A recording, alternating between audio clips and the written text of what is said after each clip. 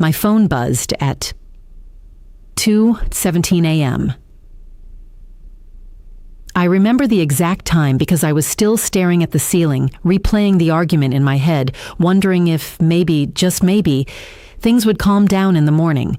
But when I picked up my phone and saw my mom's name on the screen, something in my chest tightened. Not a call, a text, just one message, 8 words that felt like they weighed 1,000 pounds. Don't contact us again. It's better this way. For a second, I thought I was still half asleep. I read it again, then again, each time hoping the words would somehow rearrange themselves into something else, something less final. But they didn't. The screen stayed the same, cold, quiet, unbelievably real, and suddenly the room felt smaller. My first instinct was to call her. Of course it was. You don't read something like that from your own mother and just accept it. My thumb hovered over the call button. I pressed it. The phone rang once, then the call ended. Not declined. Blocked. I stared at the screen again. No signal of connection. No ringing. Just that dull message that said the call couldn't be completed. Blocked. By my own mother. And that's when the silence in the room got louder. You know that feeling when something terrible happens but your brain refuses to process it? Like your mind keeps saying, "This isn't real. This can't be real." I sat there on the edge of my bed with the phone in my hand, my heart beating faster than it should at 2 in the morning. I tried texting back. "Mom, what are you talking about?" Message failed, blocked. I tried calling my dad, blocked. My sister, blocked. 3 contacts, 3 walls slammed shut in less than 30 seconds. And suddenly the house I grew up in, the people I spent my entire life trusting, were all on the other side of a door that had just been locked from the inside. No explanation, no warning, just a message telling me not to come back. I kept staring at that text like it might disappear if I waited long enough. But it stayed there, burning into the screen, burning into my head. And the worst part? Just a few hours earlier, none of this seemed possible. Dinner had been tense, sure. Voices had been raised, but arguments happen in families, right? At least, that's what I had always believed. I remember my mom standing by the kitchen counter, arms crossed so tight they looked like they might snap. My dad was pacing behind the table like he always did when he didn't want to look anyone in the eye. And my sister, she didn't say anything at all, just sat there scrolling on her phone like the whole thing had nothing to do with her. I kept trying to explain, trying to make them understand, but every word I said felt like it made things worse, like I was digging deeper into something I didn't even realize I'd fallen into. At one point, my mom said something that stuck with me, not loud, not dramatic, just cold. She looked straight at me and said, "You've changed." I laughed when she said it, not because it was funny, but because it felt absurd. Changed? Everyone changes. That's what growing up is supposed to be. But the way she said it, it sounded like an accusation, like I had committed some kind of betrayal just by becoming someone they didn't expect. And then the conversation turned into something else, not a discussion, a verdict. My dad stopped pacing. My sister finally looked up from her phone, and the 3 of them shared this look, one of those silent conversations families have when they think the other person won't notice. But I noticed, and that's when the fear started creeping in. Not loud fear, quiet fear, the kind that sits in your stomach and whispers that something is about to go very, very wrong. I asked them a simple question. "Why are you acting like this?" No one answered. My mom just sighed. The kind of sigh people make when they've already made up their mind. And then she said something that didn't make sense at the time. She said, "Maybe it's better if we all just take some space." Space. It sounded harmless, temporary, like we would all calm down and talk again tomorrow. That's why I left the house without arguing anymore. I thought time would fix it. I thought by morning things would go back to normal. I had no idea that while I was lying in bed staring at the ceiling, replaying every word of that conversation, my mother had already decided something far more permanent. Because 2 hours later, at 2:17 in the morning, my phone buzzed, and 8 simple words erased an entire lifetime in a single message. The first morning after that message felt unreal. I woke up with that strange, heavy feeling you get after a nightmare, the kind where you sit up in bed and tell yourself it wasn't real. But my phone was still on the nightstand, and the message was still there. Don't contact us again. It's better this way. 8 words, still sitting there like they had been carved into the screen overnight. For a moment, I just stared at them, waiting for anger to show up, waiting for confusion. But what came instead was something quieter, something worse. Silence. Because when the people who raised you suddenly decide you don't belong anymore, your brain doesn't know how to react. I tried calling again, not because I thought it would work, but because part of me needed proof that it wouldn't. Blocked. Same message. Same wall. So I got dressed, grabbed my keys, and drove. No destination. Just movement. The streets were still half asleep, the sky barely turning gray as the sun started pushing its way through the clouds. Normally, mornings like that feel calm. That morning, it felt like the world was moving forward without me. And the strangest part? I kept expecting my phone to ring, an apology, a mistake, something like, "Hey, we didn't mean that." But the phone stayed silent. Minutes turned into hours. I stopped at a small gas station outside town just to sit somewhere that wasn't the car. The place smelled like burnt coffee and cleaning chemicals. The cashier didn't even look up when I walked in. I bought a bottle of water I didn't really want and sat by the window, watching people come and go. Everyone had somewhere to be. Everyone had someone waiting for them, except me. And that's when the first thought hit me. Where exactly am I supposed to go now? It sounds dramatic when you say it out loud, but in that moment, it was a real question. Because my entire life had been built around the assumption that no matter what happened, there would always be a place I could go back to. Home. That word suddenly felt fragile, like something that could disappear overnight. I spent most of that first day trying to convince myself it was temporary. Families fight. People say things they don't mean. Maybe they just needed time. Maybe they expected me to come back and apologize. Maybe this was some kind of twisted lesson. But every time I checked my phone, nothing. No new messages, no calls, no explanation. Just silence. By the second day, the silence started changing shape. It stopped feeling like space. It started feeling like a decision. And that's when survival quietly took over. You stop thinking about feelings when basic questions start showing up. Where do I stay tonight? What do I do tomorrow? Who even knows what's happening? I realized something strange that afternoon while sitting in the car again, parked behind a grocery store. There wasn't a single person I had told. Not a friend, not a neighbor, no one. Because admitting your own family cut you off overnight feels like admitting something must be wrong with you, like people will start wondering what you did to deserve it. So instead, I kept pretending everything was normal. I answered a text from a coworker about a shift change. I laughed at a joke someone sent in a group chat. From the outside, nothing had changed. But inside, something had cracked open.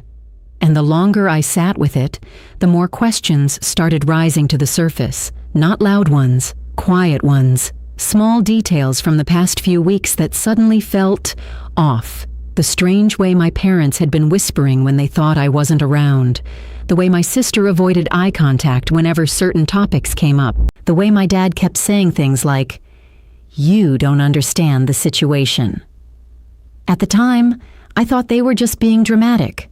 Now it felt like I had been standing in the middle of a story, without knowing the plot, and maybe the most unsettling thought of all slowly started creeping in. What if that message wasn't written in anger? What if it had been planned? That thought sat in my chest like a weight, because if it was planned, that meant the argument at dinner wasn't the beginning. It was the ending, which meant something else had been happening long before that night. Something I hadn't seen, something they had all known about. Except me. By the end of the second day, exhaustion finally started catching up. Not the kind that sleep fixes, the kind that comes from holding too many questions in your head at once. I parked outside a small diner just as the sun was starting to drop behind the buildings. Inside, people were laughing, forks clinking against plates, normal life happening a few feet away. I sat in the car for a long time before going in, because walking into that place meant admitting something to myself. For 2 days, I had been waiting for my family to reach out, waiting for them to change their minds, waiting for someone to explain why 8 words had suddenly erased me from their lives. But as the sky turned darker and the lights inside the diner grew brighter, a different realization quietly settled in. Maybe the message wasn't the mystery. Maybe the real mystery was why they were so desperate to push me away in the first place. And if that was true, then the story wasn't over, not even close. The third day started with a feeling I couldn't ignore anymore. Something wasn't right. Not just the silence, not just the message, the reason behind it, because families don't erase someone overnight without a cause. Not like that. Not with that level of finality. Unless they're trying to hide something. That thought kept circling in my head like a slow storm building in the distance. And the more I replayed the last few weeks in my mind, the more small details started connecting in ways they never had before. Little things. The way my dad suddenly stopped letting me handle certain paperwork at the house. The locked drawer in his office that used to stay open. The arguments between my parents that would stop the moment I walked into the room. At the time, I told myself it was none of my business. Now it felt like maybe it had been my business all along. I decided to stop sitting in the car and start moving. Not randomly this time, with purpose. Because if my own family had decided I didn't deserve answers, I was going to find them another way. The first place I went was the bank. Not because I expected some dramatic revelation. Just because I remembered something small. 2 weeks before that dinner argument, my dad had asked me to help organize some financial documents. It was something I'd done before. Nothing unusual. But that day, he had been nervous. I remember it clearly now. He kept hovering over my shoulder, asking questions he didn't normally ask. And then, halfway through, he told me to stop and said he would handle the rest later. At the time, I shrugged it off, standing in the bank lobby now. It didn't feel so small anymore. I spoke to the woman at the front desk, trying to keep my voice calm, professional. Like this was just a routine question. She asked for identification, typed something into her computer, then paused. That pause was subtle, but it was long enough for my stomach to tighten. Her eyes moved across the screen again before she looked back at me. "Are you sure you're authorized on this account?" she asked carefully. That question landed like a stone in my chest, because the answer used to be yes. For years, my parents had trusted me with small financial tasks, paying bills, organizing statements, simple things families do when they trust each other. But according to the woman staring at her screen, my name wasn't there anymore. It had been removed, recently, very recently. She couldn't give me many details, of course, privacy rules, policies, but she didn't need to. That single piece of information told me more than enough, because removing someone from an account isn't something you do in the middle of an argument. It takes planning, forms, appointments, decisions made long before a fight at the dinner table. I walked out of that bank with my head spinning. Suddenly the timeline in my mind started shifting. The dinner argument wasn't where this started. It was where they wanted it to end. And if that was true, then what else had been changed without me knowing? That question pushed me somewhere I never thought I'd go. I drove back toward the neighborhood, not to the house. I wasn't ready for that. Instead, I stopped a few streets away and sat there watching the familiar roads like they belonged to someone else now. The house looked the same from a distance, same front yard, same porch light, same quiet street, but something about it felt different, like I was looking at a stage where a performance had already ended, and I had just arrived too late to understand the script. That's when I noticed something unusual. A car I didn't recognize parked across the street, not a neighbor's car, not one I'd ever seen before. 2 people were standing near it, talking quietly. Adults, professional looking. One of them was holding a folder. At first I told myself it was nothing, a delivery, a neighbor's guest. But then the front door of my parents' house opened, and my dad stepped outside. Even from that distance, I could see something in his posture. Tension. The kind people carry when they know a conversation isn't going the way they hoped. The man with the folder spoke first. My dad responded quickly. Too quickly. His hands moving as he talked, the way they always did when he was trying to convince someone of something. Then my mom appeared in the doorway, her arms crossed, watching, waiting.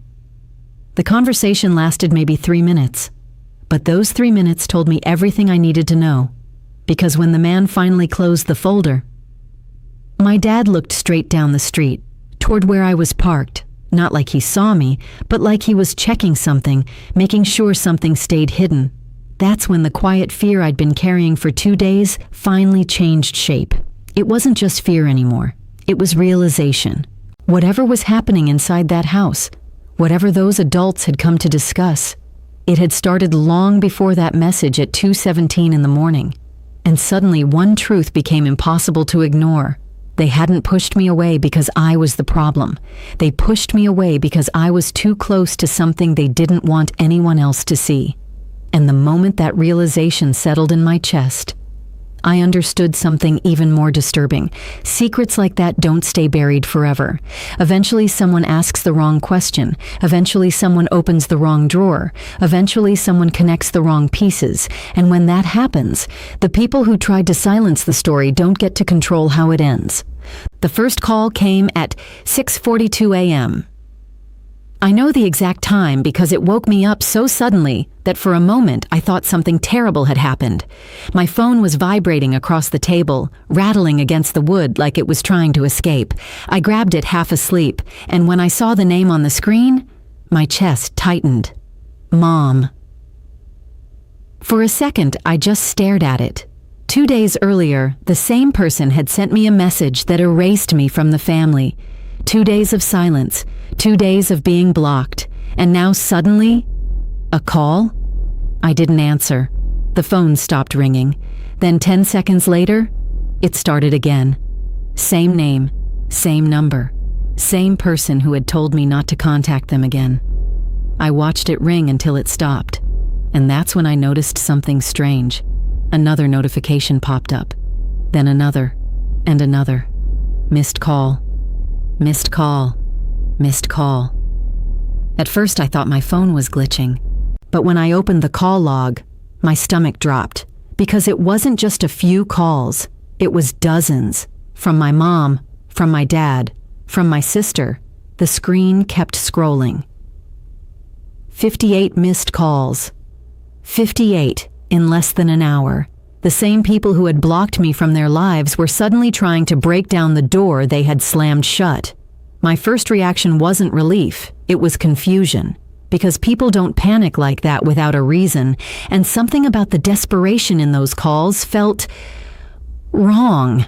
The phone buzzed again. Another call from my mom. This time a voicemail appeared seconds later. I hesitated before pressing play.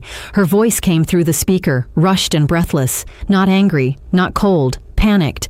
"Please call me back. We need to talk. It's important." That was it. No explanation, no apology, just urgency. And suddenly I remembered the scene from the day before. My dad standing outside the house, the man with the folder, the quiet conversation that ended with tension written all over their faces. Something had happened after I left, something big enough to turn silence into desperation overnight. The phone buzzed again, another voicemail, this time my dad. His voice sounded different from the calm, controlled tone he always used. "Call us back. We can fix this." Fix this. Those two words echoed in my head, because you don't fix a family argument with 58 phone calls. You make that many calls when something has gone terribly wrong. For a long moment, I just sat there staring at the phone, thinking about the message. Don't contact us again. Thinking about the 2 days I spent wondering what I did wrong. The empty silence. The feeling of being erased. And now suddenly they wanted me back, just like that. The phone rang again. I answered this time, not because I wanted to hear excuses, but because I wanted the truth. The line connected instantly. My mom's voice rushed through the speaker before I could say a word. "Thank God you answered."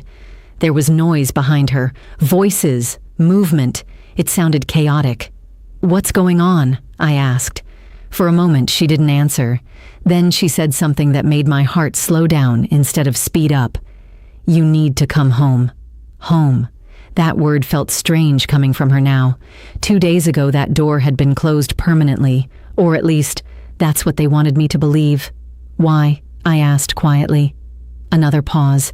Then my dad's voice appeared in the background, telling her something, whispering, arguing, and that's when I realized something important. They weren't calling because they missed me. They were calling because they needed something. "Just come here," my mom said again, her voice tighter now. "We need to talk about everything. Everything."